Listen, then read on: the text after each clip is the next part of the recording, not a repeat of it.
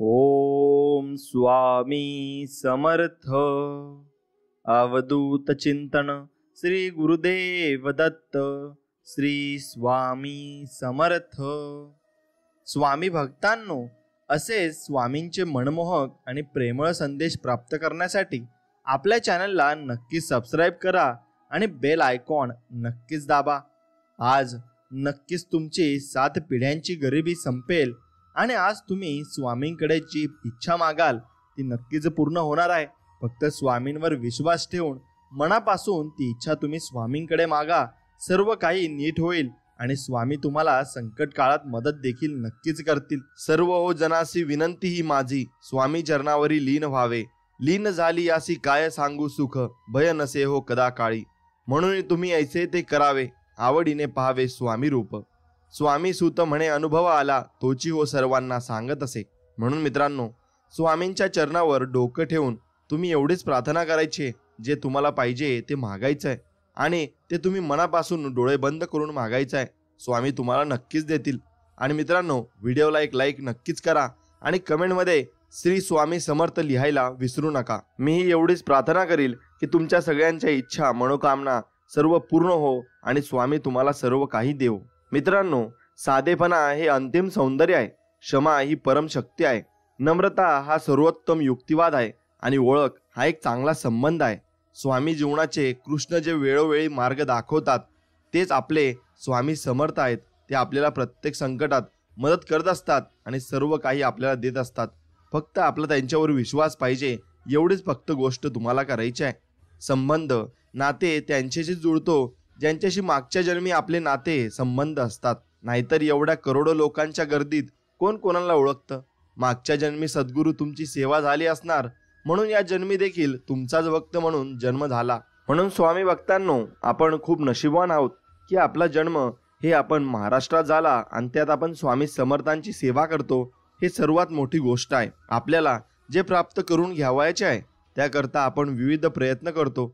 जसे परीक्षा पास व्हायचे असेल तर अभ्यास करतो, त्याचप्रमाणे ईश्वर प्राप्ती करता सुद्धा करावे लागते। ईश्वर प्राप्तीसाठी होणारा प्रयत्न हा सर्वात चिकाटीचा, संयमावर आधारित व सर्वस्व अर्पण करावा लागतो, म्हणजे एक प्रकारचे तप असते। व्रतस्थ राहून प्रेमाने, नेटाने आणि निष्ठेने व जिद्देने हे तप करावे लागते, याला साधना असे म्हणतात। मग अगदी ईश्वर प्राप्तीच्या तळमळीने भारावलेले असते। तळमळ अर्थातच ईश्वर प्राप्तीची असते आणि आपण ईश्वर प्राप्तीसाठी तळमळ नक्कीच केली पाहिजे। कमी तर प्रत्येकात असते, पण 2 खूप चांगल्या गोष्टी आहेत आमच्यात, त्या म्हणजे प्रामाणिकपणा आणि एक निष्ठता। मग ते प्रेम असो, नातं असो किंवा मग धार्मिक श्रद्धा, एकावरच आणि एकाशीच करतो। सांगणारे भरपूर सांगतात, पण आम्ही फक्त स्वामींशीच एकनिष्ठ आणि प्रामाणिक आहोत याचा अभिमान आहे आणि आपण नक्कीच स्वामींची प्रामाणिक राहिलं पाहिजे। त्यांच्याशी काही खोटं बोललं नाही पाहिजे आणि मनात एक आणि तुम्ही बोलता एक असं अजिबात करू नये। काही नाते आपल्यासाठी खूप खास असतात, ते जपत असताना आपण त्या नात्यात पुढाकार घेतो, सर्व देतो, वेळ, काळजी, प्रेम, समर्पण, विश्वास, परंतु दुसऱ्या साईडने तेवढं न्यायच मिळत नाही, फक्त कारण भेटतात। एक लक्षात घेतले पाहिजे, या दुनियेत एकीकडे वापर करणारी आहे आणि दुसरी आपल्यावर निस्वार्थ प्रेम करणारी लोक आहे। जर वापर करणारे आणि निस्वार्थ प्रेम करणाऱ्यांमध्ये फरक कळाला तर या जगातले खूप नाते टिकून राहतील। नेमके हेच त्या व्यक्तींना कळत नाही। शेवटी ते काचेच्या तुकड्याला हिरा समजतात आणि खऱ्या हिऱ्यापासून दुरावतात। खरं आणि खोट्या फरक नक्की ओळखता आला पाहिजे। काही गलिच्छ विचारांचे लोक आपल्याबद्दल इतरांना वाईट साईड सांगतात, खोट्या बदनाम्या करतात, आपल्या चरित्राविषयी खोटं पसरवतात आणि दुसऱ्यांच्या मनात आपल्याविषयी तेढ निर्माण करतात। हे ते फालतूक लोक असतात ज्यांचे चरित्र, वैचारिक पातळी, वृत्ती एकदम गलिच्छ असते। 17 ठिकाणी तोंड मारतात आणि स्वतःला धुतलेल्या तांदळाचे समजतात। एकच लक्षात ठेवायचे की त्या लोकांनी किती पण बदनाम्या केल्या तरी काही फरक पडू द्यायचा नाही। आमचे चरित्र, आमचे वागणं, आमचा स्वभाव कसे आहे हे स्वामींना माहिती आहे। तुम्ही तुमच्या चरित्राकडे लक्ष द्या। उगाच खोटं नाटं बदनाम्या करून स्वतःचे कर्म नका खराब करू आणि तेच तुमच्यावर उलटून येतं हे मात्र निश्चित आहे। म्हणून आपण कर्म ही चांगलीच केली पाहिजे, मग आपल्या वाट्यालाही चांगलेच परिणाम येतात। काही लोकांची विचारसरणी एवढी खालच्या पातळीची असते की त्यांना चांगले लोक, त्यांचे चांगले संबंध, त्यांचे नाव बघितले जात नाही। त्यामुळे ते इतरांना या लोकांबद्दल अशा काही गोष्टी पसरवतात की त्यांच्याबद्दल लोकांच्या मनात वाईट भावना निर्माण होईल, नाव बदनाम होईल त्यांचे चांगले संबंध खराब होतील, पण आम्ही कसे आहोत ते आम्हाला माहिती आहे आणि स्वामींनाही, म्हणून फक्त स्वामींच्यावर विश्वास आहे, एवढंच. स्वामी भक्तांनो, जीवनात काही उलटसुलट चांगलं वाईट जरी झालं तरी एकच विश्वासू आणि प्रचिती देणारे वाक्य म्हणजे बघू स्वामी आहेत, स्वामी नक्की करतील सर्व ठीक. बस या वाक्यावर टिकून राहा आणि स्वामींवर विश्वास ठेवा. गैरसमज आणि क्रोध हे असं विष आहे की जे एका दिवसापासून सुरू झालेले तर अनेक वर्षापर्यंत जपलेले नाते सुद्धा संपवण्याची क्षमता ठेवता. मग कोणालाही पूर्ण न ओळखता जवळ करू नये आणि पूर्ण समजून घेतल्याशिवाय गैरसमज आणि क्रोध करून नाते सोडू नये. असं केलंच तरी नंतर विचार करावा की गैरसमज ही गोष्ट खरंच मोठी गोष्ट आहे आणि की नातेच संपुष्टात येते. मग अशाने एक चांगली व्यक्ती आपण गमावत असतो आणि या जगात कोणीच परिपूर्ण नाही आहे. खरे खोटे ओळखा, माफ करा, माफी मागा, क्रोध टाळा, समजून घ्या. या गोष्टी अंमलात आणल्या तर जीवनात खूप मोठे तुमच्या परिवर्तन येऊ शकते आणि तुम्ही जीवन हे सुधारू शकता. काही लोकांना इतका गर्व असतो की ते निसर्ग चक्रच विसरून जातात. संपत्तीच्या गर्वाने पार माजून जातात.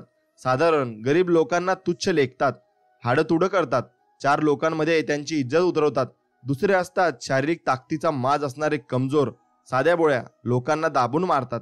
तिसरे असतात सुंदरतेचा गर्व, ज्यामुळे ते कुरूप साधारण व्यक्तित्व असणाऱ्या तुच्छ लेखतात. आणि चौथे असतात ज्ञानाचा गर्व असणारे, जे त्या चलाकीने अज्ञानी लोकांना लुबडतात. आणि सर्वांनी एक लक्षात घ्यावे, हे निसर्ग चक्र परमेश्वर फिरवत आहे. आज तुमच्याकडे आहे तर उद्या दुसऱ्याकडे असणार. बाजी पलटायला वेळ लागत नाही.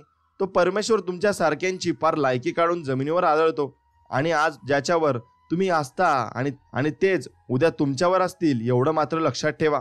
एवढं लक्षात घ्या, स्वामींनी सांगितलंय की आज जे अंधारात आहे, आज ज्यांच्यावर जग हसत आहे, तर येणारा काळ हा फक्त त्यांचा असणार आणि तो आम्ही आणून देऊ. आणि आमचा स्वामींवर विश्वास आहे. स्वामींमुळे आम्ही बिंदास आहोत आणि स्वामींवर पूर्ण विश्वास ठेवून आम्ही जीवन जगत आहोत. कमळ आणि त्याचे पान हे पाण्याच्या अगदी मधोमध राहतात, परंतु तरीही त्याच्यावर ते पाण्याचा एक थेंबही टिकू देत नाही. अर्थात पाण्यात राहून पाण्यात मिक्स होत नाही. त्याचप्रमाणे प्रत्येकाने संसारात राहूनही संसारात अलिप्त राहायला शिकले पाहिजे. संसारात राहून पारमार्थिक वैराग्य असले पाहिजे. सुख दुःख हे संसाराचा अविभाज्य भाग आहे. या सुख दुःखात गुंतून न राहता संसारात राहून स्वामींच्या नामस्मरणात, स्वामींच्या विचारात आपण नक्कीच राहिले पाहिजे आणि स्वामींचे विचार आपण आत्मसात नक्कीच केले पाहिजे. श्री सद्गुरू ज्याला आपल्या कृपानुग्रहाने आश्वस्त करतात, त्याला हरिहराची देवताही वंदन करतात आणि कळी काळही त्याचे समोर लोटांगण घालतो. कामक्रोधही विकार त्याला शरण येतात आणि स्वतः रिद्धिसिद्धी देखील त्याचे घरी पाणी भरतात. सद्गुरू दास्यामुळे सौभाग्य साधक अशा अद्भुत महिमाला प्राप्त होत असतात आणि त्यांना कशाची कमी पडत नसते. मग त्यांना सर्व काही मिळत असतं. एकदा एक आयुष्यातला कंटाळलेली व्यक्ती महाराजांकडे आली. त्याला स्वामी म्हणाले, माणसाने मरायची इच्छा कधी धरू नये आणि करूही नाही. जगलं तर आणखी सत्कर्म करायला मिळतील असा विचार मनात पाहिजे. आपल्या भोवतालच्या माणसाने मिळून मिसळून राहावे, म्हणजे जीवनात जागा आणि अशा भरपूर काही वाईट गोष्टींना जागा मिळणार नाही आणि मग आपल्यामध्ये भेदही निर्माण होणार नाही. धार्मिक सत्कर्म करायचे म्हणजे पारायणे, जप, नामस्मरण केलं तर त्यात वाईट काय? यातून चांगलेच होईल. हो, नक्की होईल. केलं तर होईल. करून तर पहा आणि मग सांगा. अर्थात या जगात त्रागा होण्यासारख्या खूप गोष्टी आहेत, पण तेच मन आपण अध्यात्मात लावले तर जीवनाची नौका व्यवस्थित पार पडेल आणि आपण आपल्या जीवनात सर्व काही मिळवू शकू. जेवढी सात्विकता जीवनात अंगीकाराल तेवढी अध्यात्मात तसेच आयुष्यात देखील प्रगती होईल. सात्विक मधुर बोलणं, सात्विक विचार, आचरण, वागणूक, सात्विक आहार, सात्विक लोकांशी संगत, लिंबू, मंत्र, तंत्र, कर्म, कांडकडे न जाता सात्विक भक्ती इत्यादीचे जर आचरण जीवनात केले तर मग अध्यात्मात आणि वैयक्तिक जीवनात देखील प्रगत नक्कीच होईल आणि तुम्हाला सर्व काही मिळेल. स्वामी भक्तांनो, जर आजूबाजूला बघितलं तर लक्षात येईल की कुत्रे, मांजर, गाय, तत्सम सर्व प्राणी यांच्या प्राण्यांचा जन्म भेटेल. ते फक्त रोज इकडे तिकडे जे भेटेल ते खातात आणि कसं तरी जगून दिवस लोटतात. त्यांना इतर काही करण्याची बुद्धी होत नाही. परंतु आपल्याला मनुष्य जन्म इतका अनमोल मिळाला आहे की आपल्याला इतरांच्या भावना समजण्याची, चांगलं वाईट, पाप पुण्य ओळखण्याची क्षमता आहे. प्रारब्ध शुद्ध करून आत्मकल्याण साधण्याची संधी भगवंताने आपल्याला दिली आहे. तिचा सदुपयोग करून आपण त्या प्राण्यांसारखे न वागता नक्कीच आपला वेळ हा भक्तीत, सेवेत घातला पाहिजे. जास्तीत जास्त स्वामींच्या सेवेत भक्तीत नामस्मरणात वेळ घालवा आणि स्वतःचे या जन्मात आत्मकल्याण नक्कीच तुम्ही करून घेतलं पाहिजे. आत्म्याचं परमात्म्याशी मिलन होण्याकरता जे जे काही आपण करतो, ईश्वर प्राप्ती करता जे जे आपण सात्विक गोष्टी करत असतो, जसे ध्यान, जप, यज्ञ, साधना, तप, दान, धर्म, तसेच संसाराव्यतिरिक्त असे कृत्य ज्याला सांसारिक गोष्टींचा मायेचा जरासाही स्पर्श नाही, त्या गोष्टीला आपण अध्यात्म म्हणत असतो. आणि ईश्वर प्राप्ती अध्यात्म हा प्रत्येक जीवाचा मुख्य उद्देश आहे. आणि परंतु या मायेच्या जाळ्यात प्रत्येक जीवन गुरफटत गेलेला असून त्याला त्याची जाणीव राहिलेली नाही. परंतु योग्य गुरु, योग्य पूर्वक जन्माचे कर्म असतील ना, तर आपण अध्यात्माच्या वाटेवर पूर्व सुकृतानुसार अग्रेसर होऊ शकतो आणि सर्व काही जीवनात मिळवू शकतो. आपल्यातील प्रत्येक जण मंदिरात जातो तर काही ना काही अपेक्षा ठेवूनच दर्शनाला जातात. पण प्रत्येक भेटीत स्वामींकडे काही ना काही मागतच असतो. पण आठवड्यातून काही न मागता, कोणतीच अपेक्षा न ठेवता दर्शन घ्या. तेवढी वेळ घर, संसार, नातं, प्रॉब्लेम सर्व विसरून जा आणि स्वामींपुढे पूर्ण शरणागती पत्करा. करून बघा, स्वामींना सुद्धा आनंद वाटते आणि मग भरभरून स्वामी आपल्याला आशीर्वाद देत असतात. स्वामी भक्तांनो, अध्यात्म आणि प्रेम हे नेहमी उघड्या डोळ्यांनी करावे. अंध बनून केले की पदरी अधोगती आणि निराशा येते. डोळे बंद करून चुकीचा गुरु, चुकीची भक्ती केली तर अध्यात्मात अधोगती होते आणि चुकीच्या व्यक्तीवर प्रेम केले तर पदरी निराशा येते. मग शेवटी दोघे बाबतीत रडत बसावे लागते. म्हणून नंतर पस्तावा करण्यापेक्षा सत्संग विवेक बुद्धी जागृत ठेवून दोघं गोष्टी नक्कीच तुम्ही केल्या पाहिजे. स्वामी भक्तांनो, एक लक्षात घ्या, तुम्ही जीवन जगत असताना तुमची कर्म ही सर्व तुमचं जीवन ठरवत असते. जसे तुम्ही आज कर्म कराल तसे पुढे तुमच्यासोबत होणारच आहे, एवढं तुम्ही लक्षात घ्यायला हवं. स्वामींच्या मार्गावर चालायचे म्हटले तर त्रास हा होणारच. बरे वाईट बोलणारे, टोमणे मारणारे, आपली सेवा बघून पाय मागे खेचण्यासाठी आपले मनोबल कमी करणारे भरपूर भेटतील. पण आपण आपली सेवा करताना कोण काय बोलत याकडे लक्ष न देता आपली सेवा करत राहायची. आणि दोन गोष्टी लक्षात ठेवायच्या. पहिली, स्वामी आपली परीक्षा बघतात आणि दुसरी गोष्ट, आपण कोणासाठी नाही तर स्वामींसाठी येतो, एवढं फक्त आपण केलं पाहिजे. स्वामी भक्तांनो, म्हणून जेवढी सात्विकता जीवनात अंगीकाराल तेवढी अध्यात्मात तसेच आयुष्यात देखील प्रगती होईल. सात्विक मधुर बोलणं, सात्विक विचार, आचरण, वागणूक, सात्विक आहार जर घेतला तर मग तुम्हाला सर्व काही मिळू शकेल आणि तुमच्या जीवनात तुम्ही सर्व काही साध्य करू शकाल, एवढं लक्षात घ्या. लोक मोहात इतके अडकतात की त्यांच्या नजरेला जे जे चांगले दिसेल ते मिळवतात आणि सोडतात. अधिकाधिक चांगले मिळवण्याच्या नादात जे नजरेसमोर सर्वोत्तम असते तेच गमावतात. मग ती वस्तू असो किंवा माणूस. नंतर पस्तावा केल्याशिवाय त्यांच्या हातात मग काहीच राहत नाही. म्हणून आपण माणसं जपायला शिकलं पाहिजे. जर आपण लोकांच्या मनासारखं नाही वागलं तर लोक इतरांना आपल्याबद्दल नाही नाही ते सांगून आपलं चारित्र्य खराब करतात. हे झालं लोकांचं. पण स्वामींच्या मनासारखं एकदा वागून बघा, ते तुमचे जीवन सुंदर बनवून टाकतात. हाच फरक आहे आपल्या स्वामींमध्ये आणि या दुनियेमध्ये. म्हणून या दुनियेपासून तुम्ही लांब राहा आणि स्वामींच्या अगदी जवळ या. नक्कीच स्वामी तुम्हाला आपल्या पोटाशी धरतील आणि लहान बाळाप्रमाणे तुम्हाला सांभाळतील. सौंदर्याची कमतरता चांगला स्वभाव नक्कीच पूर्ण करतो, पण चांगल्या स्वभावाच्या कमतरतेला सौंदर्य आणि पैसा कधीच पूर्ण करू शकत नाही. म्हणून कोणतंही नातं जोडताना स्वभाव परिपूर्ण असावा, सौंदर्य नाही. सौंदर्य हे कालांतराने नष्ट होणार आहे, एवढं तुम्ही लक्षात ठेवलं पाहिजे. स्वामी भक्तांनो, ब्रह्मांडातील सर्वात सुंदर आणि खात्रीशीर आश्रयस्थान म्हणजे परमेश्वर आहे. जर श्रद्धा असली तर सृष्टीतल्या प्रत्येक गोष्टीत कणाकणात देव दिसतो, त्याचे अस्तित्व जाणवते. हे अनुभूतीने अनुभवावे लागते आणि शेवटी श्रद्धेचा देखील हा भाग आहे. म्हणून तुमच्या मनात जेवढी जास्त प्रेमळ आणि निस्वार्थ भक्ती असली आणि श्रद्धा असली तर देव तुम्हाला नक्कीच भेटणार, एवढे तुम्ही लक्षात घ्यायला हवे. आपण भक्ती, सेवा, जप, नामस्मरण, पारायण, श्रमदान, सेवा करतो ते पुण्य शिल्लक ठेवावे. ज्या वेळेस आपल्यावर काही संकट आले, आपली आली आणि भरपूर काही गोष्टी आपल्याहून लांब गेल्या तर अगदी नाईलाज झाला तर त्यावेळेसच आपण स्वामींना साकडे टाकायचे, अन्यथा नाही. जोपर्यंत आपल्या आवाक्यात आहे किंवा जेवढं स्वसामर्थ्य वापरता येईल तेवढं वापरायचं आणि त्या आपत्ती संकटाला तोंड द्यायचंय.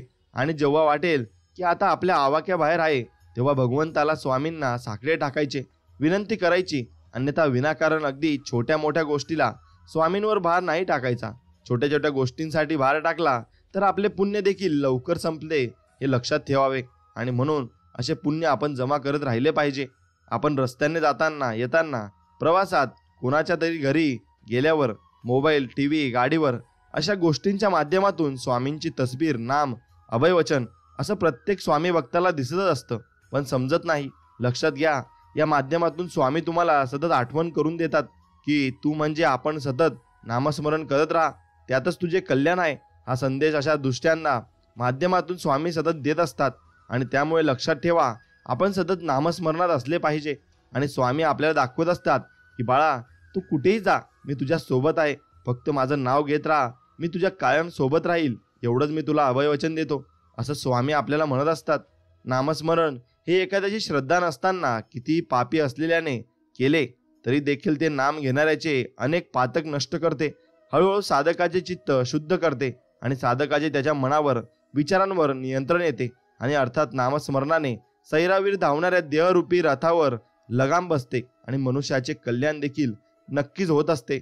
म्हणून तुम्ही नामस्मरण हे नक्कीच केलं पाहिजे, कारण नामस्मरणात एवढी मोठी शक्ती कशातच नाही. प्रत्येकाला समजवत नाही बसायचं, कारण समोरच्याला तुम्ही किती पण जीव तोडून सांगा, एखाद्या गोष्टीचे महत्त्व पटवून द्या, परंतु समोरच्याची तेवढी जर बौद्धिक पात्रता नसेल तर तो तुम्हाला तुमच्या विचारांना कधीच समजून शकणार नाही. आणि मुळात प्रत्येकाला समजावत बसायचेच नाही. आणि त्यामुळे आपण त्या गोष्टीचे आणि आपले स्वतःची किंमत कमी करून घेत असतो आणि समोरच्याला वेळच बरोबर उत्तर देईल हे लक्षात ठेवायचं. म्हणून आपण त्याला समजवत बसायचं नाही. जसा भाव तसा देव. आता आपल्या सद्गुरूंचे स्मरण हे सतत असलेच पाहिजे. जिथे वेळ भेटेल तिथे, मग ते ऑफिसात, प्रवासात, उठताना, बसताना, घरातील धुणे भांडी, स्वयंपाक करताना, क्लास, कॉलेज, अगदी प्रत्येक क्षणी सद्गुरूंचे नामस्मरण सतत मनात चालू ठेवावे. नामस्मरणाला कुठल्याही प्रकारचे नियम, बंधन, सोहळे ओळे, विधी, सूतक, मासिक धर्म, शौच, अशौच असे कुठलेच नाही. सदा सर्वदा करू शकतो. आणि नामस्मरणाने आपण स्वामींच्या अधिकाधिक जवळ जात असतो आणि जाऊ त्याची प्रत्यक्ष दिव्य अनुभव हळूहळू आपल्याला येत जातात. आणि मग ते अनुभव आल्यावर आपल्याला माहीत होत जातं की स्वामी आपल्या सोबत निश्चित आहेत आणि कायम आहेत. तक्रार करण्यासाठी, मन व्यक्त करण्यासाठी पण एक हक्काचं व्यक्ती, हक्काचं नातं जरुरीचे असते. आणि माझे तेच नाते आहे स्वामी तुमच्याशी. म्हणून स्वामींशी असे नाते जोडून घ्या आणि स्वामींवर सर्व काही सोपवून द्या. स्वामी तुम्हाला सर्व काही देतील. स्वामींनी आपल्याला त्यांचं शिष्य बनवलंय आणि ते आपले गुरु बनलेत. हे सर्वात मोठे आपल्यावर उपकार आहेत. हे जीवन त्यांनी दिलंय आपल्याला. रोज आपल्याला 24 तासांमधून 1 तास स्वामींच्या साधनेला न चुकता दिलाच पाहिजे. त्याशिवाय जेवण करायचे नाही असा नियम टाकूनच घ्यावा. मग तुम्हाला 1 तास जमत नसेल तर तुम्ही 10, 20, 25 मिनिटं देऊ शकता. मग बघा जीवनात काय बदल होतो. तुम्हाला भरपूर काही चांगले अनुभव येतील आणि त्या अनुभवातून तुम्हाला भरपूर काही भेटू शकेल. माणसाला खूप मोठा भ्रम असतो. मी ही सेवा केली, मी ही ती पूजा केली, मी इतका जप, पारायण केले, एवढं दानधर्म केला, माझ्यामुळे याचे काम झाले, मी सेवा दिली, सांगितली म्हणून झाले, मी आहे तर केंद्र, मठ, मंदिर व्यवस्थित चालतात. हा भ्रम काढून टाका. ते आपल्यासारखे लाखो घडवतात आणि मोडतात. लक्षात ठेवा, तुम्ही काहीच नाही, कारण तुम्ही फक्त माध्यम आहात. नसता गैरसमज काढून टाका आणि निस्वार्थ जे सेवा करता आणि करविता फक्त स्वामी आहेत. तुम कुछ भी नहीं हो, वो नचाने वाला है और हम नाचने वाले कठपुतली, ध्यान में रखना, असं स्वामी आपल्याला संबोधून सांगत आहेत. म्हणून स्वामी भक्तांनो, नक्कीच तुम्ही स्वामींच्या चरणी लीन राहिलं पाहिजे. आपल्या अवतीभोवती काही लोक असतात, जसे दुसऱ्याच्या पर्सनल गुपित गोष्टी ते आपल्याला सांगतात. आपल्याच मित्र मैत्रिणींबद्दल त्यांचे बरेच वाईट आपल्याला सांगत असतात. तेव्हा ते असे लोक आपल्याबद्दल देखील इतरांना सांगू शकतील. त्यामुळे अशा लोकांना कधीच किंमत न देता वेळीच ओळखून अशांपासून दूर राहायचे आहे. हे आपल्याकडून रडून ऐकून लोकांना आपल्या बद्दल हसून सांगणारे असतात आणि असे यांची वृत्ती असते. शेवटी अशांची किंमत सर्वांच्या नजरेत शून्यच असते. एवढं लक्षात घ्या. स्वामी भक्तांनो, विसर पडणार, काम झाले, गरज न सरणार, प्रापंचिक तुमच्या चिंता, त्यासाठी मज हाक मारिता, फायदा मात्र पदरी पडता, तोंड फिरता, का रे तुम्ही नवच बोलता, तोंडी विसर पडता, आम्ही ना भुके तुमच्या नवसाचे, मात्र विसरू नये शब्दास मनुष्याचे. म्हणून तुम्ही काही स्वामींना मागितलं असेल किंवा तुम्ही काही बोलले असतील किंवा नवच बोलला असेल तर तो लवकरात लवकर फेडून टाका, नाहीतर स्वामी आपल्यावर खूप चिडतात. नियत साफ ठेवा. निंदा करू नका, कोणाबद्दल द्वेष ठेवू नका, दुसऱ्याला नाव ठेवू नका. ठेवण्याआधी आपण स्वतःच्या अंतकरणात झुकून बघावे. कोणाचा तिरस्कार करू नका, कोणाला तडकेतोड उद्धट सारखे बोलू नका. एवढं जर नियम पाळले तर आपण नक्कीच स्वामींची कृपा प्राप्त करू शकतो. आणि नेहमी आपण तेच करत नाही आणि स्वामींना कोसतो की आपल्या आयुष्यात संकट काय येतात. म्हणून विचार करा, तुम्ही स्वामींविषयी चांगले विचार ठेवा आणि लोकांविषयी देखील चांगलेच विचार ठेवा. स्वामी भक्त सेवेकरी कोणाला म्हणावे? जो सेवक भक्त आपल्या स्वामींना अनन्य भावेने समर्पित असतो, आपल्या मालकाच्या म्हणजेच स्वामींच्या शिवाय ज्याचे मन इतर कुठलाही व विचारही करत नाही आणि ज्याला आपले स्वामीच आपले सर्वस्व वाटते. स्वामींच्या आज्ञेपुढे, शिकवणीपुढे, कामापुढे ज्याला आपले जीवन देखील तुच्छ वाटते आणि ज्या सेवकाला स्वतःचा वेगळा स्वार्थ नसतो, जो स्वामींनी सांगितलेल्या मार्गावर चालतो, स्वामींची आज्ञा शिकवण सर्वस्व मानतो आणि जो अंतःकरणाने निर्मळ निष्कपट असतो, त्यालाच खरा स्वामी भक्त सेवेकरी म्हणावे. एवढं लक्षात घ्या. म्हणून तुमच्या मनात कोणाविषयी काही चुकीची भावना नसावी, एवढं लक्षात घ्या. म्हणून एक लक्षात घ्या, जो खरा भक्त सेवेकरी आहे, ज्याला स्वामी काय आहे हे कळाले आहे, त्यांच्यासाठी स्वामी इथून तिथून एकच आहेत. तो फक्त एकच बघतो की स्वामींची सेवा किती आणि कशी जास्तीत जास्त करता येईल. त्यामुळे फक्त स्वामींच्या सेवेवर भर द्या आणि बाकी भक्तांच्या व्यापार करणाऱ्यांचा विचार नका करू आणि त्यांचे स्वामी वेळ आली की बरोबर करतील, एवढं लक्षात घ्या. म्हणून जे व्यापार करतात त्यांच्या मागे तुम्ही अजिबात डोकं घालू नका. माणसाला दुसऱ्याची वाट लावता लावता स्वतःची वाट केव्हा लागते हे कळत सुद्धा नाही. म्हणून दुसऱ्यांची वाट लावण्यापेक्षा स्वतःला चांगल्या वाटेला लावा. कोणाची वाट लावण्यापेक्षा वाट दाखवण्याचे कार्य तुम्ही केले पाहिजे आणि या करण्यामुळेच तुमचे कल्याण हे निश्चित होईल. स्वामी माझा एकमेव आधार आणि पाठीराखा तुम्हीच आहे. माझं आयुष्य हे कोणत्या परिस्थितीतून जात आहे हे तुम्हाला सर्व माहिती आहे. एकच मागणं स्वामी तुमच्याजवळ, मला साथ द्या आणि लवकर यशस्वी करा देवा. मला माझ्या आई वडिलांचे स्वप्न पूर्ण करायचे आहे. अशी मागणी तुम्ही स्वामींकडे नक्कीच मागितली पाहिजे आणि स्वामींना प्रार्थना करून त्यांच्या चरणी लीन झाले पाहिजे. स्वयं दत्त ते, शिवशंभू ते, परब्रह्म ते, या विश्वाचे दत्त स्वरूप ते, शक्ती स्वरूप ते, साक्षात परमेश्वर ते, स्वामी या जगाचे, अल्लाह खुदा ते, परवर दिगार ते, रहनुमा ते, निज भक्तांचे, रिद्धी सिद्धी ज्यांचे पायी लोळत, अनुभव घेती पदोपदी भक्त स्वामी समर्थांचे. एवढं लक्षात घ्या. स्वामी समर्थ खूप मोठी हस्ती आहेत आणि ते तुमच्या प्रत्येक इच्छा आकांक्षा पूर्ण करू शकतात. म्हणून मनोभावे आणि निर्मळ मनाने त्यांना तुम्ही शरण गेले पाहिजे आणि त्यांची भक्ती नक्कीच केली पाहिजे. करिता नित्य नामस्मरण तेने उपजे परम पुण्य, जे भोग मोक्ष नवेक्षिण ब्रह्म परिपूर्ण प्रपाक. जे रोज नित्य स्वामी नामाचे नामस्मरण करीत असतात त्या व्यक्तीचे अनेक जन्माचे पाप कर्म नष्ट होते आणि त्याला नवीन दैवी शक्तीची अनुभूती होऊन ब्रह्मप्राप्ती होत असते. एवढं लक्षात घ्या. म्हणून स्वामी त्यांच्या पाठीमागे कायम असतात जे स्वामींचे नामस्मरण करतात. ज्याला त्याला फक्त आणि फक्त सांसारिक सुख पाहिजे जे क्षणिक आहे, संसार परिवारासाठीच मागत असतात, ते ही लोकीचे जीवन क्षणिक आहे. केव्हा मृत्यू गाठेल हे कोणालाच ठाऊक नाही. सोबत काय न्याल? काहीच नाही. सोबत नेण्यासाठी पारमार्थिक आध्यात्मिक प्रगती कशी जास्तीत जास्त होईल, कसे पारमार्थिक कल्याण करून घेता येईल यामागे लागले पाहिजे. आई वडिलांची सेवा, संतांचा सहवास, साधना, धार्मिक ग्रंथाचे वाचन हे चार जेवढं जास्त करता येईल तेवढं करा. मृत्यूनंतर हेच सत्य आहे आणि हेच सोबत येणार आहे. बाकी नोकरी, पैसा, परिवार, गाडी, बंगला, दागदागिने काही सोबत येणार नाही. वेळ अजिबात वाया घालू नका. स्वामी सेवेला भक्ती नक्कीच तुम्ही लागलं पाहिजे आणि तेच अटळ सत्य आहे हे तुम्ही मान्य केलं पाहिजे. म्हणून मनात तेच ठेवा.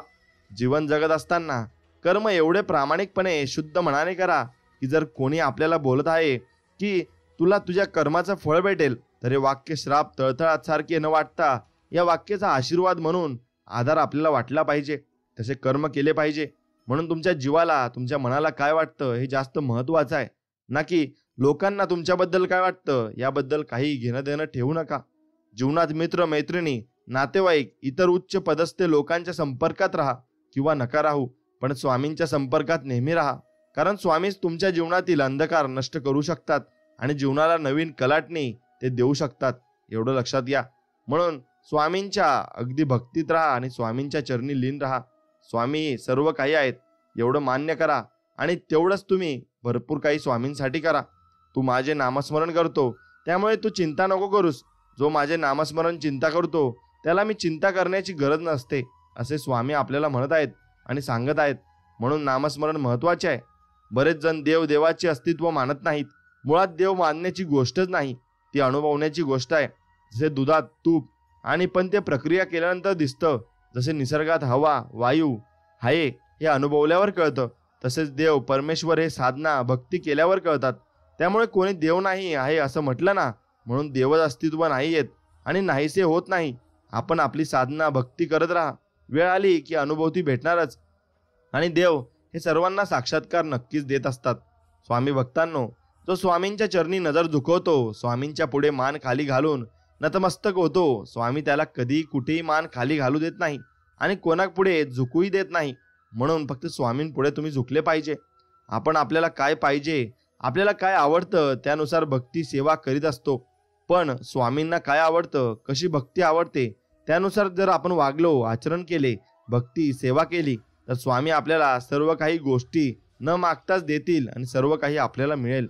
देव भेटावा म्हणून नाही, तर भेटलेला देव कळावा यासाठी स्वामी चरित्र, गुरुचरित्र पारायण आणि स्वामींचे नामस्मरण नक्कीच तुम्ही करायला हवे. आणि हे सर्व काही तुम्ही वाचले पाहिजे आणि यातून सर्व काही बोध घेतला पाहिजे. स्वामी भक्तांनो, जे तुम्हाला कळत नाही ते स्वामींना कळते आणि स्वामी तुम्हाला सर्व काही देण्यासाठी तयार आहेत. फक्त तुम्ही ते आत्मसात करण्यासाठी तयार आहेत का?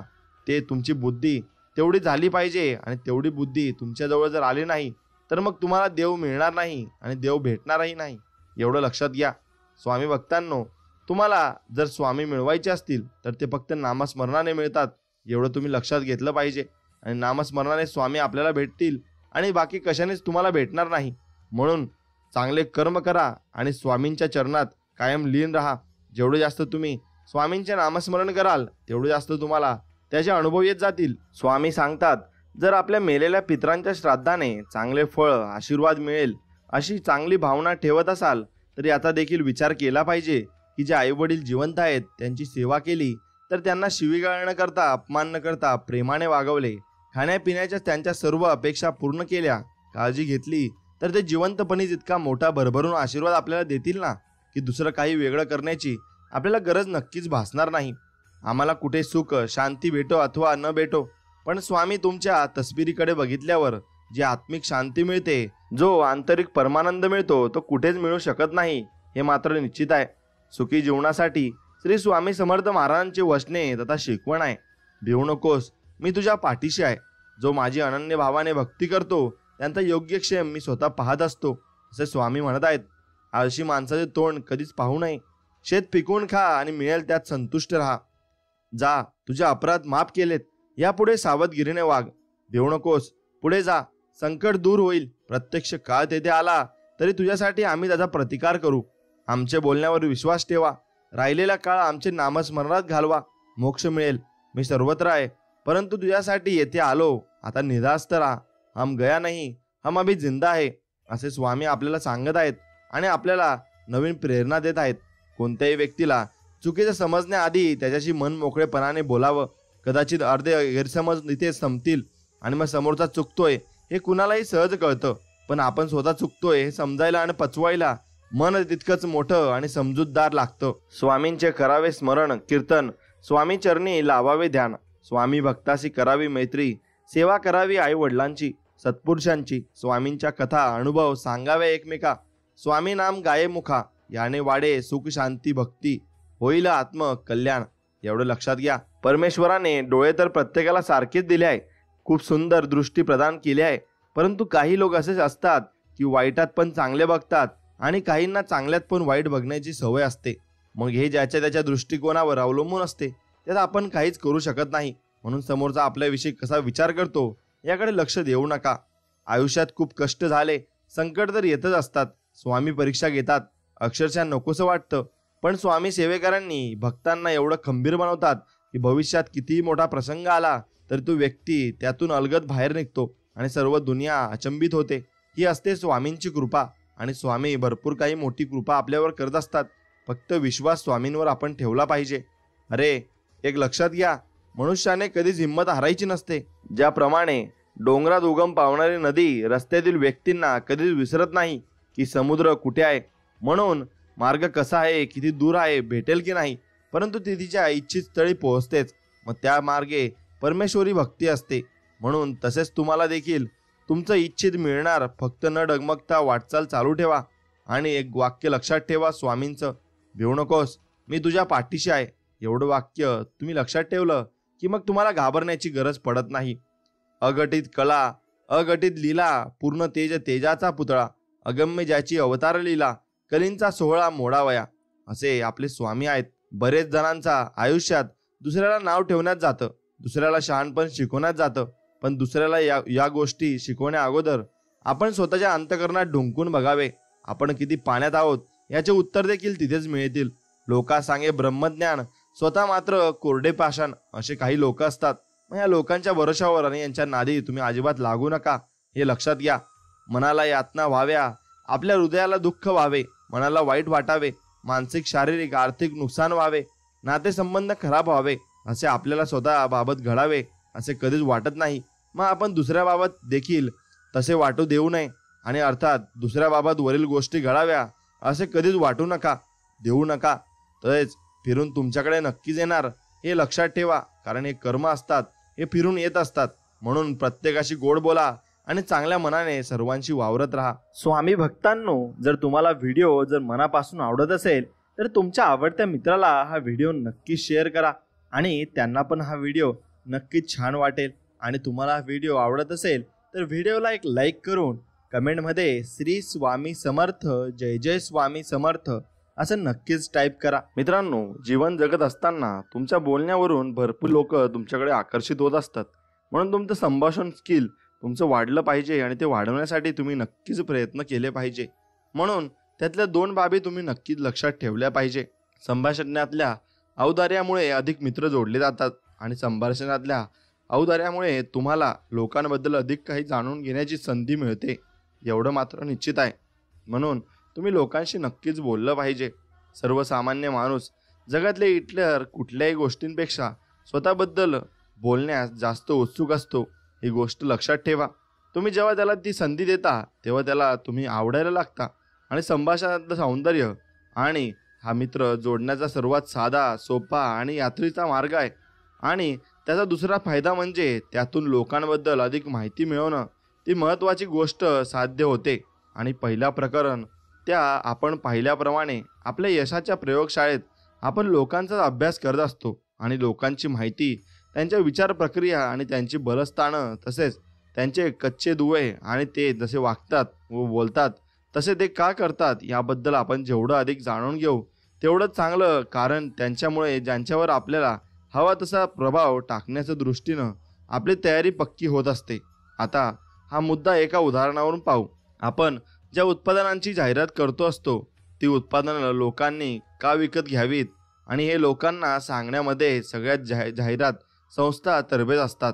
तर अशीच एक मोठी जाहिरात संस्था न्यूयॉर्कमध्ये आहे. मग ही जाहिरात संस्था मात्र त्या व्यतिरिक्त आणखी काही करत असते. जाहिरातांचा मजकूर लिहिणाऱ्या लेखकांना व ही संस्था वर्षातून व 1 आठवडा दुकानांमध्ये बसवते, आणि जे लोक ज्या उत्पादनांचा प्रचार करतात त्या उत्पादनाबद्दल लोक काय बोलतात आणि हे त्यांचे ऐकावं, आणि यासाठी ही व्यवस्था, या ऐकण्यामधून या लोकांना अधिक चांगला मजकूर लिहिण्यासाठीची आणि अधिक परिणामकारक जाहिरात तयार करण्यासाठी चांगल्या कल्पना मिळत असतात.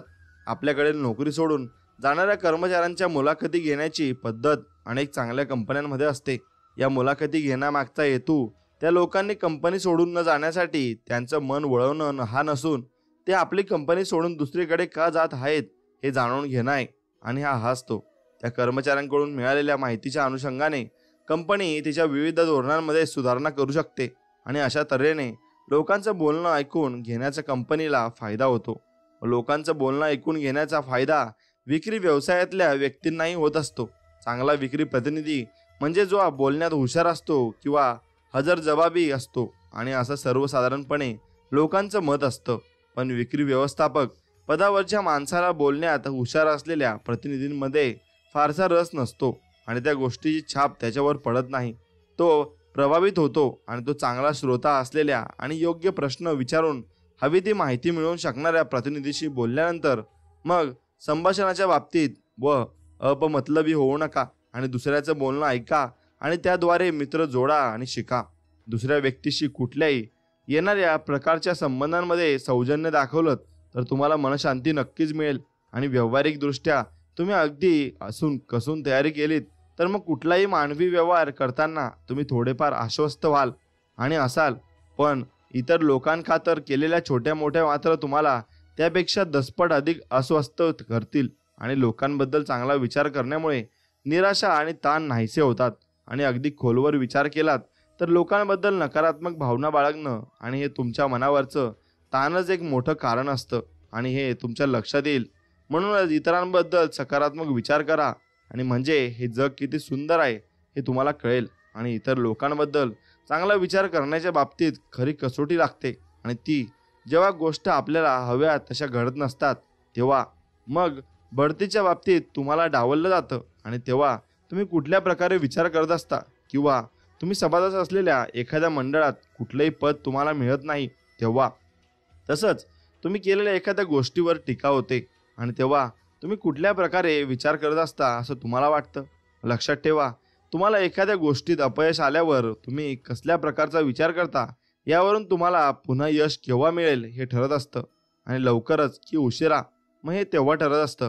म्हणून अमेरिकेतील एक थोर व्यक्ती म्हणजे बेंजामिन फिअरलेस म्हणून जेव्हा गोष्टी आपल्याला हव्या तशा घडत नसतात तेव्हा इतर लोकांबद्दल चांगला विचार कसा करायचा या प्रश्नाचं उत्तर आपल्याला ज्यांच्याकडे बघून सापडेल. आणि फेअरलेस यांनी सामान्य परिस्थितीतून उठून थेट United state of steel corporation या अमेरिकेतील सर्वात मोठी पोलाद उद्योगाचे मुख्य कार्यकारी अधिकारी होण्यापर्यंत झेप घेतली होती. आणि 15 ऑक्टोबर 1956च्या लाईफ मासिकच्या अंकात ते लिहिले म्हणले होते, आणि कुठल्याही गोष्टीकडे तुम्ही कसं पाहता यावर बरंच काही अवलंबून असतं असेही ते म्हटले होते. आणि उदाहरणार्थ, मला आवडले नाहीत असे माझे काही एकही शिक्षक वा शिक्षिका नाहीत. इतर विद्यार्थ्यांप्रमाणेच अर्थातच मलाही शिक्षा वगैरे मिळत असते, पण प्रत्येक वेळी मला शिक्षा मिळायला माझी चूक कारणीभूत आहे आणि असाच विचार मी करत असतो. मला मिळालेला प्रत्येक साहेबही मला आवडत आहे आणि मी नेहमीच त्यांना खुश करण्याचा प्रयत्न करत आहे. असे मला शक्य असेल तर त्यांच्या अपेक्षेपेक्षा नेहमी जास्तच काम करत असते आणि कमी नाही. मग माझ्या जीवनातही निराशेचे अनेक क्षण आले आहेत आणि एखाद्या पदावर आपल्याला बढती मिळायला हवी असं मला मनापासून वाटतं असताना त्या जागी दुसऱ्या कुणाची वर्णी लागलेली आहे, पण त्यातून कार्यालयीन राजकारणाचे आपण बळी झालो आहोत आणि किंवा आपले साहेब पक्षपाती आहेत व त्यांनी चुकीचा निर्णय घेतला आहे असला निष्कर्ष मी कधीच काढला नाही. वाईट वाटून रडत बसण्यापेक्षा किंवा रागारागात नोकरी सोडून देण्यापेक्षा मी त्या गोष्टींची कारणीमासा केली व त्या पदासाठी तो दुसरा माणूस अर्थातच माझ्यापेक्षा अधिक लायक उमेदवार होता आणि पुढील संधी येईल तेव्हा त्या दृष्टीनं सर्वाधिक लायक उमेदवार ठरवण्यासाठी मी काय करू शकेन याचा विचार मी केला. त्याचबरोबर संधी गेली म्हणून मी स्वतःसाठी व स्वतःवरही कधी रागावलं नाही आणि आत्मवंचनेत वेळही वाया घालवला नाही. भविष्यात जेव्हा कधी तुमच्या मनाविरुद्ध गोष्टी घडत असतील तेव्हा बेंजामिन फेअरलेस यांचं स्मरण करा. फक्त 2 गोष्टी करा. पुढची संधी येईल तेव्हा त्या दृष्टीनं सर्वाधिक लायक उमेदवार ठरण्यासाठी मी काय करू शकेन असा प्रश्न स्वतःला विचारा आणि निराश आणि हतोत्साही होण्यात वेळ व शक्ती वाया घालवू नका आणि स्वतःला दूषणं देऊ नका. म्हणून पुढच्या वेळी यश मिळवण्याच्या दृष्टीने योजना बनवण्याच्या कामाला नक्कीच तुम्ही लागा. सारांशानं सांगायचं झालं तर खाली दिलेली तत्व आचरणात आणा व तुम्हाला वर उचलून घेणं सोपं जाईल. असे हलके व्हा, इतर लोकांना आवडण्याजोगे बना आणि लोकांना ज्या प्रकारच्या व्यक्ती आवडतात आणि आवडत असतात तसं बनण्याचा सराव नक्कीच करा. तसं करण्यामुळे तुम्हाला त्यांचा पाठिंबा नक्कीच मिळेल आणि यश मिळवण्याच्या तुमच्या कार्यक्रमाला इंधन नक्कीच मिळेल. मैत्री जोडण्यामध्ये पुढाकार घ्या. संधी मिळेल तेव्हा इतरांना स्वतःचा परिचय करून द्या आणि समोरच्या व्यक्तीचं नाव तुम्हाला बरोबर ऐकू आलं आहे ना याची खात्री करून घ्या. तसंच तुमचं नावही त्याला बरोबर कळालं आहे ना याचीही खात्री करून घ्या. ज्याच्याशी आपली ओळख वाढावी असं तुम्हाला वाटतं अशा नव्यानं मैत्री झालेल्या लोकांना अधूनमधून एखादं पत्र टाका किंवा नक्कीच तुम्ही फोन केला पाहिजे. माणसांमधील फरक आणि प्रत्येक व्यक्तीच्या मर्यादा स्वीकारा आणि कुणाकडूनही परिपूर्णतेची अपेक्षा धरू नका. प्रत्येकालाच तुमच्यापेक्षा वेगळं असायचा हक्क आहे आणि हे विसरू नका. आणि सुधारकाची भूमिका सोडू नका आणि सोडून कधी द्यायची ते नक्कीच तुम्ही ठरवले पाहिजे. मग ती तेव्हा सोडून द्या. आणि वाहिनीबरोबरच कार्यक्रम ऐका आणि ते चांगल्या विचारांचं केंद्र आहे. आणि कुणाही व्यक्तीबद्दल न आवडणाऱ्या गोष्टी शोधण्यापेक्षा आवडणाऱ्या आणि कौतुक करण्याजोग्या गोष्टींचा शोध घ्या. आणि कुणालाही एखाद्या व्यक्तीबद्दल तुमचं मन कलुषित करू देऊ नका. इतर लोकांबद्दल सकारात्मक विचार करा आणि सकारात्मक परिणाम मिळवा.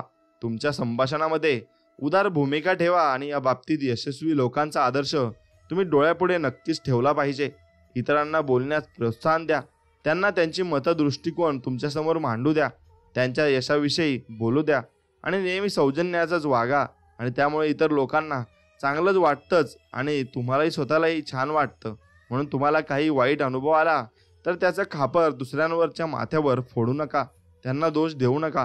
तुम्हाला एखाद्या गोष्टीत अपयश आल्यावर तुम्ही कसल्या प्रकारचा विचार करता यावरून तुम्हाला पुन्हा यश लवकर मिळेल की उशिरा हे ठरत असतं. म्हणून ते लक्षात नेहमी तुम्ही ठेवा. कृतिशीलतेची सवय लावून घ्या. प्रत्येक क्षेत्रातील आघाडीच्या लोकांचं एका गोष्टीवर एकमत असतं. ती गोष्ट म्हणजे महत्त्वाच्या पदांवर काम करण्यासाठीचा दर्जा, ज्ञान आणि योग्यता असणाऱ्या लोकांची वाणवा असते. आणि there is a plenty of the room at the top, अर्थात उंच पातळीवर भरपूर मोकळी जागा असते. अशा अर्थातच एक इंग्रजी वचन आहे. ही गोष्ट अगदी सत्य आहे. आवश्यक ती योग्यता असलेले अनेक लोक असतात, पण यश मिळवण्याच्या दृष्टीनं आवश्यक असलेली एक गोष्ट सहसा त्यांच्यात कमी असते. आणि ती गोष्ट म्हणजे गोष्टी घडवून आणण्याची इच्छित परिणाम मिळण्याची क्षमता.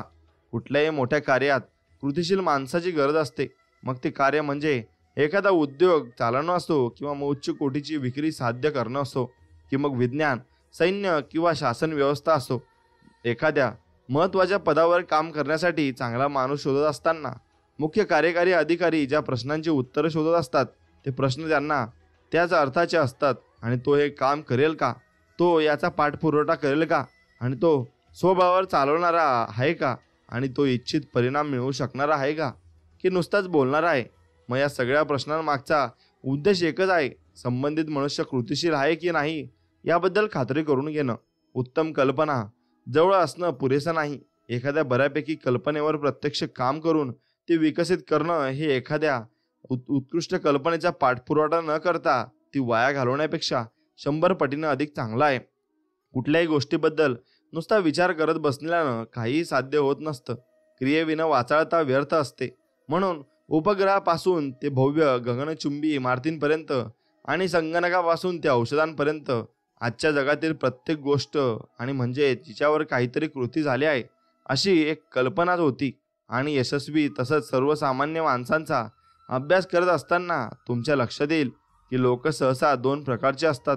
यशस्वी लोक कृतिशील असतात, त्यांना आपण सत्कर्मी म्हणू. आणि मग सर्वसामान्य, मध्यम प्रतीचे आणि अयशस्वी लोक निष्क्रिय असतात, त्यांना आपण अकर्मी म्हणूया. मग या दोन्ही गटांचा अभ्यास करण्यातून यशाचं एक तत्व आपल्याला सापडेल. सकर्मी मनुष्य काहीतरी कृती करणारा असतो. तो कृती करतो, गोष्टी घडवून आणतो आणि कल्पनांचा व योजनांचा पाठपुरवठा करतो. या उलट अकर्मी मनुष्य हा नको बाबा असतो. एखादी गोष्ट त्यांना करायला नको किंवा ते करणं त्याला शक्य नाही हे सिद्ध करेपर्यंत अथवा मग ती गोष्ट करण्याची वेळ निघून जाईपर्यंत तो चालढकल करत राहतो. सकर्मी आणि अकर्मी माणसाबद्दल मधला एक फरक आणि असंख्य लहान मोठ्या बाबींतून सहज दिसून येत असतो. सकर्मी मनुष्य मोठ्या सुट्टीचं नियोजन करतो आणि सुट्टी घेऊन मोकळा होतो. अकर्मी मनुष्य सुद्धा सुट्टीची योजना आखतो, पण सुट्टी प्रत्यक्ष घेणं मात्र तो पुढच्या वर्षापर्यंत पुढे ढकलत असतो. सकर्मी मनुष्य अमुक एखादी गोष्ट चांगली वाटली तर ती प्रत्यक्ष कृतीत आणतो, पण अकर्मी मनुष्य ही नवीन गोष्ट चांगली आहे असं वाटत असूनही त्याची अंमलबजावणी करण्याची टाळाटाळ करत राहतो. आणि आपल्या माहितीतील कुणाला तरी त्याने एखाद्या गोष्टीत यश मिळवल्याचं कळल्यानंतर एक अभिनंदनपर पत्र टाकावंसं की श्री स यांना वाटतं आणि ते पत्र लिहून टाकतात. म्हणून श्री अकर्मी माणसांना मात्र हे काम लांबणीवर टाकत राहतात आणि मग ते शेवटी ते पत्र लिहितच जात नाहीत. आणि या 2 प्रकारच्या व्यक्तींमधला फरक मोठ्या गोष्टींमध्येही ठळसपणे दिसून येत असतो. आणि सत्कर्मी यांना स्वतःसाठी स्वतंत्र व्यवस्थापना पडण्याची इच्छा असते आणि ते व्यवसाय सुरू करतात. आणि अकर्मी लोक यांना देखील स्वतःसाठी स्वतंत्र व्यवसायात पडण्याची इच्छा असते, पण अगदी ऐनवेळी आपण हे का करू नये याचं एक चांगलं कारण त्यांना सापडतं. आणि मग सत्कर्मी यांना वयाच्या 40व्या वर्षी आपण वेगळं काहीतरी काम करावं असं वाटतं आणि ते त्या दिशेने पावलं टाकायला सुरुवात करतात. पण अगदी तीच कल्पना अकर्मी यांच्याही डोक्यात येते, पण त्या संदर्भात कोणताही कृती करण्यासंबंधी उलटसुलट विचार करून शेवटी ती गोष्ट राहूनच जाते हे मात्र निश्चित खरे आहे आणि हे तितकंच सार्थकही ठरतं.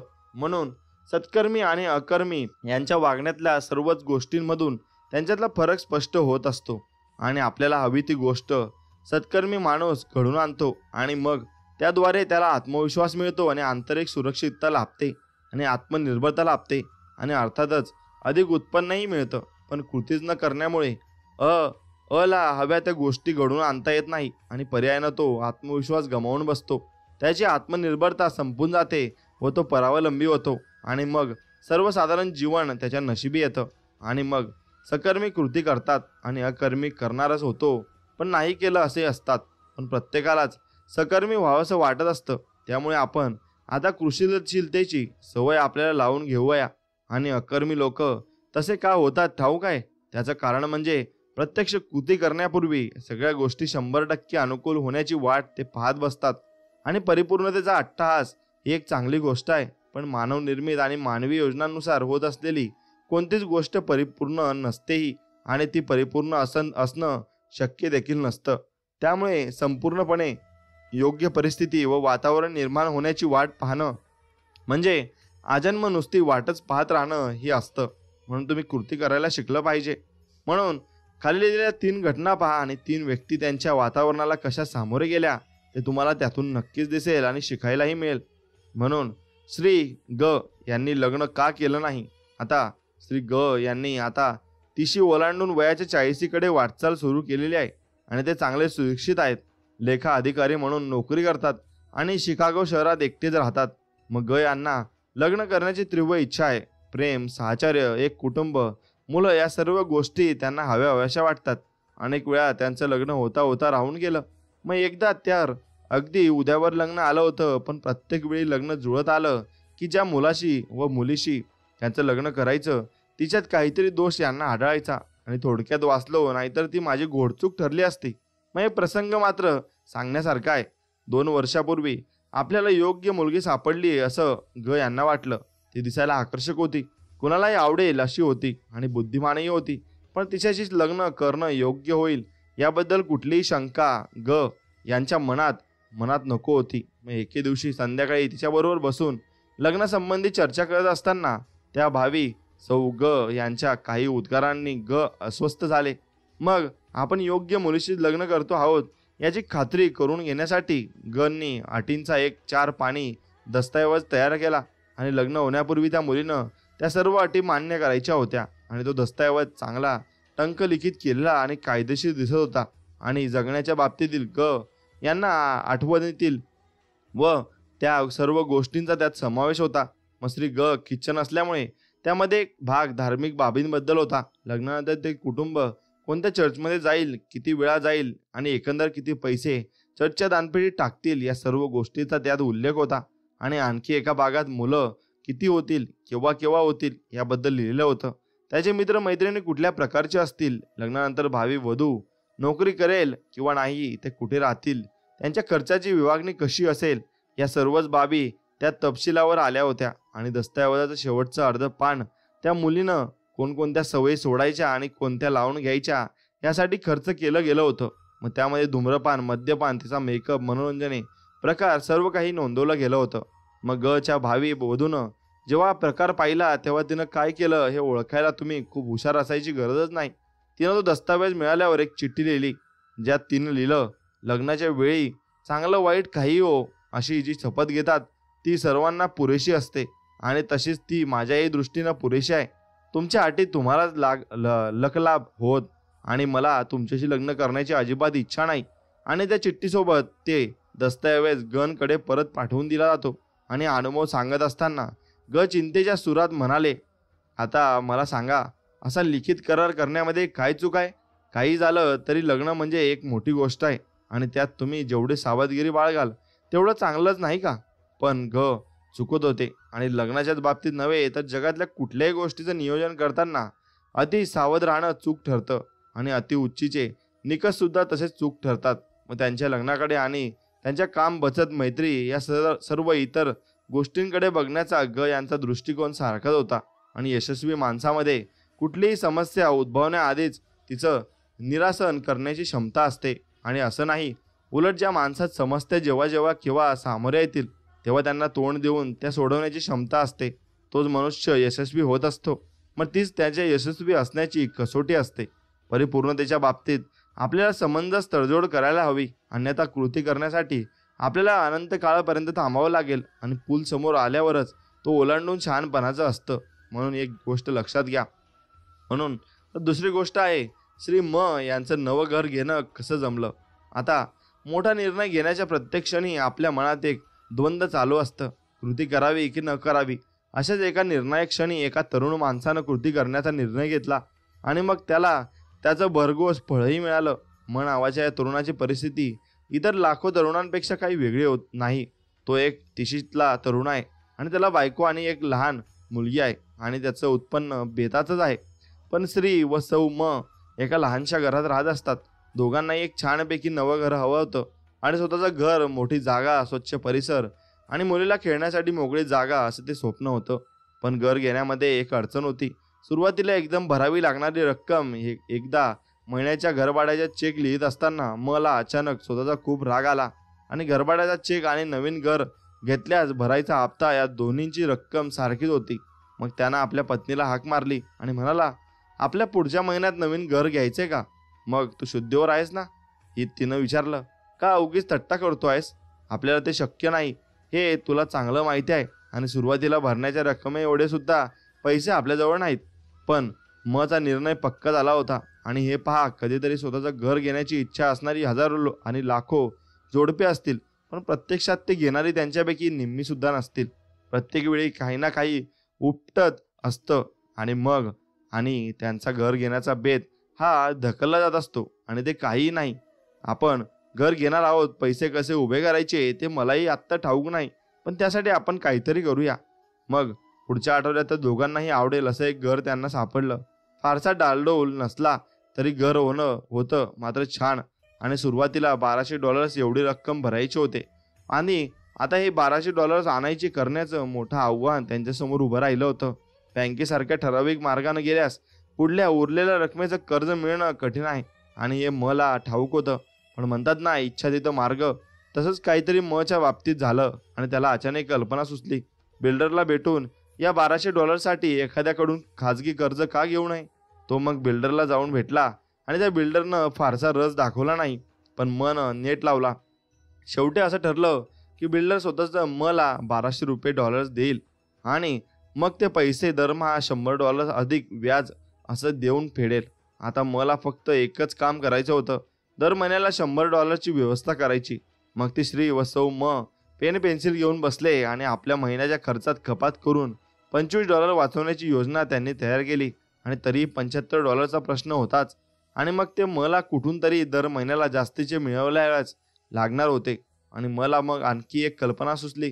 दुसऱ्या दिवशी सकाळीच तो त्यांच्या साहेबांकडे गेला आणि आपण काय काम करतो आहोत हे त्यांना समजावून सांगितलं. मग नवीन घर घेतो आहे आणि ते ऐकून सुद्धा साहेबांसुद्धा आनंद झाला. मग म्हणाला, साहेब, हे सगळं साध्य होण्यासाठी मला महिन्याला $75 जास्त कमवावे लागणार आहेत. मला पगारवाढ केव्हा द्यायची हे सर्वस्वी मी कसा काम करतो यावर अवलंबून आहे आणि हे मला माहिती आहे. पण अधिक पैसे मिळवण्याची कुठलीही तरी संधी तुम्ही मला द्यावी अशी माझी तुम्हाला विनंती आहे. आणि आपल्या ऑफिसमध्ये अशा अनेक गोष्टी आहेत ज्या साप्ताहिक सुट्टीत इथं येऊन करता येतील आणि तुम्ही मला तशी परवानगी द्याल का? मग त्याचा प्रामाणिकपणा आणि महत्त्वाकांक्षा पाहून साहेब प्रभावित झाले आणि त्यांनी मला प्रत्येक आठवड्याला 10 तास जादा काम करण्यासाठी परवानगी दिली व श्री व सौ म लवकरच नवीन घरात राहायला गेले. आणि कृती करण्याचा निश्चय केल्यावर मच्या बुद्धीला त्यांचं उद्दिष्ट गाठण्याचे मार्ग शोधण्यासाठी चालना मिळाली. मला या सगळ्यांतून एकच नवाच आत्मविश्वास मिळाला आणि पुन्हा जेव्हा किंवा असा मोठा निर्णय घेण्याची वेळ येईल तेव्हा त्याला ते फारसं जड जाणार नाही. आणि मने आपल्या पती पत्नीला आणि मुलीला त्यांना साजेसं चांगलं राहणीमान पुरवलं आणि घर घेण्याच्या दृष्टीनं परिस्थिती जुळवून घेण्याची वाट तो बघत बसला असता तर मग कदाचित त्याचं स्वतःचं घर कधीच झालंही नसतं, हेही तितकंच खरं आहे. म्हणून तिसरी गोष्ट ऐका की श्री प यांचा स्वतःचा व्यवसाय सुरू करायचा होता. पण आता परिस्थितीतले सगळे घटक योग्य रीतीनं जुळून येईपर्यंत कुठलीही कृती करायची नाही असं ठरवलं. आणि तसं होण्याची वाट पाहत बसल्यास चांगल्या कल्पनांचं काय होतं हे पाहायचं असेल तर मग श्री प यांची गोष्ट पहा. दुसऱ्या महायुद्धानंतर लगेचच प यांना अमेरिकेच्या टपाल खात्यात सीमाशुल्क विभागात नोकरी मिळाली आणि त्यांना त्यांचं काम आवडलं. पण 5 वर्षानंतर मात्र तो बांधिलपणा, ते कामाचे ठराविक तास, कमी पगार आणि ज्येष्ठता क्रमानुसार बढत्या देण्याच्या मंद गतीनं चालणाऱ्या प्रक्रियेमुळं प्रगती करू शकणाऱ्यांच्या मोजक्या संधी या सर्व गोष्टींचा त्यांना कंटाळा आला. आणि एके दिवशी त्यांना एक कल्पना सुचली. यशस्वी आयातदार होण्यासाठी काय करावं लागतं आणि चांगलीच माहिती त्यांना हातापावेत झालेली होती.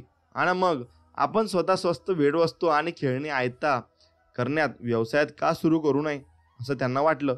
मग त्यांच्या इतकी त्या व्यवसायातला खास कोचांची माहिती नसूनही यशस्वी आयातदार असलेले अनेक लोक ना माहीत होते. पण यांनी व्यवसायात पडण्याचे निर्णय घेऊन आता 100 वर्ष झाली आहेत. पण आजही ते सीमाशुल्क खात्यातच काम करत आहेत. का? कारण प्रत्येक वेळी आता आपण बाहेर पडायचंच असं ठरवलं की काही ना काही घडायचंच आणि प्रत्यक्ष कृती काही च्या हातून व्हायची नाही. मन, पैशांची चणचण, आर्थिक मंदी, घरात नव्या बाळाचा जन्म, तात्पुरती आर्थिक गरज, व्यापारावरील सरकारी निर्बंध आणि आणखी अशा अनंत गोष्टींमुळे ते थांबत राहिले आणि हे काम पुढे ढकलत राहिले. सत्य परिस्थिती अशी होती की अकर्मी झाले होते आणि कृती करण्यासाठी परिस्थिती अगदी परिपूर्ण असावी असं त्यांना वाटायचं. आणि परिस्थिती सर्वार्थानं परिपूर्ण कधीच नसते, त्यामुळे कृतीच करत नसत. आणि अशा प्रकारे कृती करण्यापूर्वी परिस्थिती अगदी परिपूर्ण असण्याची वा होण्याची वाट बघत बसणं चूक आहे आणि चूक फार महागात पडणारी असते. म्हणून तुम्हाला ही चूक टाळायची असल्यास खालील दिलेल्या गोष्टी तुम्ही करू शकता. भविष्यात येऊ शकणारे अडथळे आणि अडचणी गृहीत धरायला शिका. आणि तुम्ही काही करायला जाल त्यामध्ये काही डोके, अडचणी आणि अनिश्चितता असणारच. समजा तुम्हाला तुमच्या कारमध्ये एका गावाहून दुसऱ्या गावाला जायचं आहे आणि तुम्ही जर रस्त्यात कुठलीही अडचण येणार नाही व तुमच्या कारमध्ये बिघाड होणार नाही असं जर तुम्ही वातावरण छानच असेल आणि तुम्हाला ते भरपूर काही छान करायचं असेल व प्रवासात कुठलाही धोका असणार नाही याबद्दल संपूर्ण खात्री होण्याची वाट बघत बसलात तर मग तुमचा प्रवास कधी होईल आणि असं तुम्हाला वाटतं? मी सांगतो, कधीच नाही. तुमच्या प्रवासाचं नियोजन करताना तुम्ही ज्या मार्गाने जाणार आहात त्याचा नकाशा बघून ठेवणं, गाडीची तपासणी करून घेणं प्रकारे तुम्हाला तुमच्या प्रवासातल्या अडचणींचं पूर्वानुमान करून व त्यासंबंधी योग्य ती काळजी तुम्ही घेऊ शकता आणि धोके कमी करू शकता. पण सर्वच अडचणी तुम्ही आधीच आणि संपूर्णपणे दूर नाही करू शकत. समस्या आणि अडचणी जेव्हा तुमच्यासमोर येतील तेव्हा त्यांचा सामना करायला शिका. आणि यशस्वी माणसामध्ये कुठलीही समस्या उद्भवण्याआधीच तिचं निराकरण करण्याची क्षमता असते असं नाही. उलट त्या माणसात समस्या जेव्हा केव्हा सामोरे येतील तेव्हा त्यांना तोंड देऊन त्या सोडवण्याची क्षमता असते आणि तोच मनुष्य यशस्वी होत असतो आणि तीच त्याच्या यशस्वी असण्याची कसोटी असते. वैवाहिक जीवन असो, व्यवसाय असो की आणखी काही असो, चालत असताना रस्त्यात पूल लागल्यावरच तो ओलांडण्याचा नक्कीच तुम्ही विचार केला पाहिजे. सगळ्या समस्यांवर विमा काढता येत नाही. तुमच्या कल्पनांवर काहीतरी कृती करण्यासंबंधी तुमचा विचार पक्का करा. आणि 5-6 वर्षापूर्वी माझ्या माहितीतल्या एका विद्वान प्राध्यापकांनी एक पुस्तक लिहिण्याचा आपला मानस आहे असं मला सांगितलं. साधारण 10 वर्षापूर्वी वादळी ठरल्यामुळे एका व्यक्तीचं चरित्र त्यांना लिहायचं होतं आणि त्याचं त्या पुस्तकासंबंधीच्या कल्पना नुसत्या चांगल्याच नाही तर आवडण्याजोग्या होत्या. आणि आपल्याला काय सांगायचं आहे हे ज्या प्राध्यापक महोदयांना पक्क माहिती होतं आणि ते सांगण्याचं कौशल्य आणि सामर्थ्य त्यांच्या ठायी होतं. ते पुस्तक लिहिण्याच्या या प्रकल्पानं त्यांना प्रचंड आंतरिक समाधान, नाव आणि पैसा मिळणार याची खात्रीच होती. आणि मागच्या उन्हाळ्यात माझे मित्र मला पुन्हा भेटले आणि त्यांचं पुस्तक आत्तापर्यंत लिहून संपत आलं असेल ना असं मी सहजच त्यांना विचारलं. पण मग त्यांनी ते पुस्तक लिहिलंच नव्हतं आणि त्या संदर्भात माझ्याशी सविस्तर बोलावं की नाही याबद्दल क्षणभर ते विचार करत राहिले. आणि शेवटी माझ्यावर इतर जबाबदारीचं खूप काम आहेत आणि होती आणि मी खूपच व्यस्त होतो, त्यामुळे पुस्तक लिहिणं जमलंच नाही वगैरे वगैरे ते बोलायला लागले. पण खरी गोष्ट अशी होती की प्राध्यापक महाशयांनी आपली ती कल्पना मनात खोलवर कुठेतरी गाळून ठेवलेली होती आणि आपल्या मनात त्यांनी नकारात्मक विचार निर्माण होऊ दिले. आणि पुस्तक लिहिण्यासाठी प्रचंड काम करावे लागेल आणि खूप त्याग करावे लागतील असं मानसिक चित्र त्यांनी उभं केलं. आणि हा प्रकल्प यशस्वी न होण्याची अनेक कारणं त्यांना दिसली. मग ते तसं ठरवू लागले आणि तसं त्यांनी विचार केले. म्हणून त्यांच्या विचाराप्रमाणे त्यांना भेटत गेलं. म्हणून तुम्ही कोणतंही काम टाळायचं नाही. तुमच्या मनाचं इंजिन नेहमी चालू ठेवायचं आहे. आणि मन जर तुमचं चालू असलं आणि ऑन असलं कायम तर तुम्हाला नवीन नवीन कल्पना नेहमी सुचत असतात. आणि तसंच आहे, तुम्ही कोणतीही गोष्ट टाळणं सोडा. आणि एक गोष्ट लक्षात ठेवा, नेहमीपणे तुम्हाला एक काम करायचं आहे. ते काम म्हणजे स्वामींची प्रार्थना आणि स्वामींचं नामस्मरण. ते तुम्हाला कधीच टाळायचं नाही आणि त्यात टाळाटाळ करायचीही नाही. ते काम तुम्ही समर्थपणे आणि निर्मळ मनाने, चांगल्या मनाने करायचं आहे. बघा, त्याचे तुम्हाला नक्कीच चांगले भाग तुम्हाला दिसून येतील आणि चांगले कर्म तुम्हाला समजून येतील, एवढं लक्षात घ्या. म्हणून मित्रांनो, चांगले कर्म करा आणि चांगल्या गोष्टी तुम्ही आत्मसात करायला शिका.